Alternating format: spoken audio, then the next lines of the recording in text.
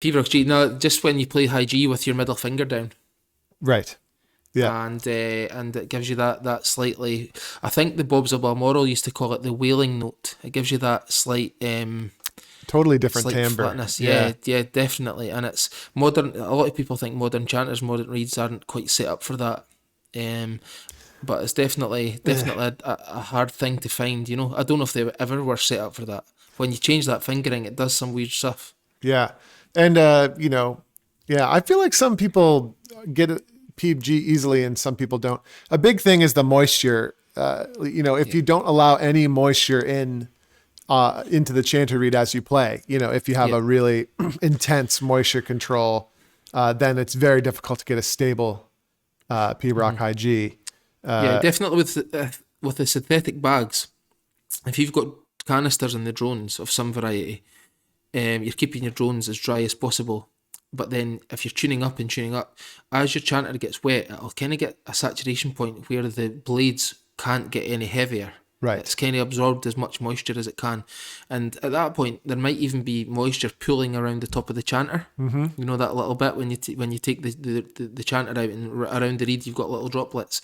I find that once my synthetic setup has got that dusting of moisture and it's really stable and the blades of the reed are really heavy, that's when I would give my drones that last wee tune, and that's when I would tend to tune my chanter intervals. Yeah.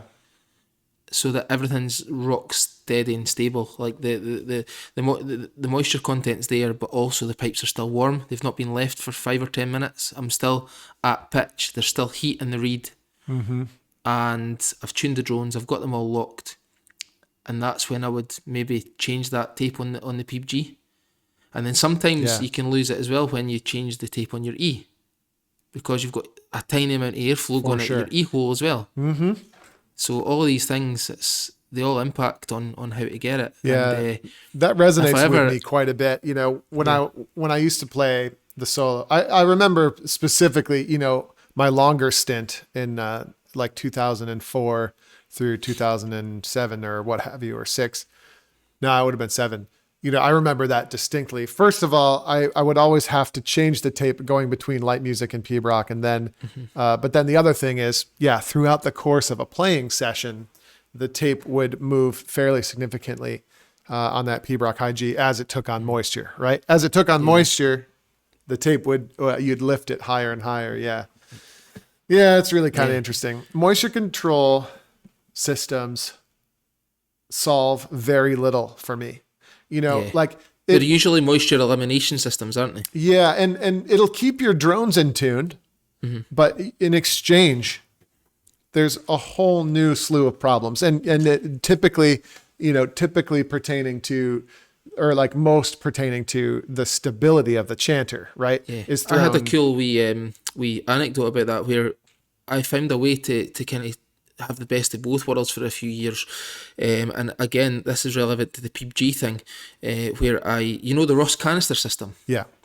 So again, we talked about that's almost a moisture elimination system. You try to keep your drones and your chanter really dry. Well, what I used to do was cut the granules out. I would play the whole canister, right, get everything soaking wet, and then I would empty it all out into a bowl or a container. Then before I would microwave it or put it in an oven or whatever it is you do, I would take half of one of the chambers, I would fill it with wet granules into the chanter chamber, and then I would mix it with dry, so that the next time out I would get, I'm not starting from a bone dry. Because that's what happens, right? Yeah, and also there's latent heat in them too. They heat up like crazy. Those. So if you ever like play and then put your hand in the bag and feel the drone canisters, they're roasting hot. Yeah, because the rocks or the beads maintain moisture. Yeah, well, and but that's what happens. So the canister with the dry rocks very actively, very quickly sucks moisture out of the bag itself, and that prohibits or lengthens the amount of time it takes for the chanter to get the type of moisture it needs to sound good. So you're constantly battling that. But yeah, I've often wondered what you're saying, and it would be interesting to put the layer of wet rocks lower so that it's in contact with the environment inside the bag, and the dry rocks closest to the drone reads, that might be like the strategy you want to go. So what I did, and I found this worked really well, and remember to remind me to talk about tubing, corrugated tubing. But basically, what I found worked really well was 3 drone canisters completely dry cat litter, clay-based cat litter. So that was great. And then the other clay-based. Let me write that down. Hold on. Yeah. Clay-based. Yeah, okay. And then the chanter's chamber had a little perspex window where you would actually only fill about 2/3 or 3/4 of the chanter's chamber. Yeah. So you would get natural moisture from the bag dripping down, and then in the chanter's chamber it would be a wet-dry mix, right? Yeah. But the problem is that would then be connected via hose to the chanter stock. Yeah, which sounds and it's got a corrugated tube with an elbow joint. So it's going in at a 90-degree elbow. And oddly enough, the only note that you cannot get in tune with that was the PeepG. Mm-hmm. Whenever, no matter which reed you played, whenever you did the PeepG fingering, there was some kind of harmonic airflow thing where it would create a rasp, almost like a crow on the high G. And it isn't there on the normal high G, it's not there on the high A, but it appears on the PeepG. So that Ross canister system kind of won me a lot of prizes when I was first starting out, but I couldn't play those G tunes. Like I remember trying to play McSwan of Roig and couldn't play it, which is a shame to start chopping and changing your repertoire just because of one note, Yeah, I mean, I ultimately played, in the old days, I played the Ganaway bag with the canister inside, but no tube at all to the chanter. Right. That's what I ultimately ended up with. Water trap? I think I had the water trap in, but I think nowadays I might even take that out. I really don't. I'm not afraid of moisture in the chanter. I'm probably the least afraid of moisture. Like, I think it's generally a good thing.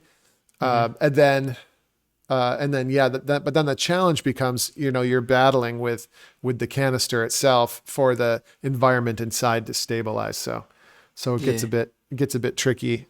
Anyway. There's nothing beats though having the sheepskin and just playing for an optimal amount of time. Exactly right. And then hitting it on the board at the point where your pipe is going to last. Mm-hmm. Nothing beats that for me. It's just immense. Yeah, I think if the problem, and that's the problem, right? If you're playing at the Perth Highland Games, just like if your pipe goes out, who cares? Yeah. But the problem is you're preparing for high stakes later.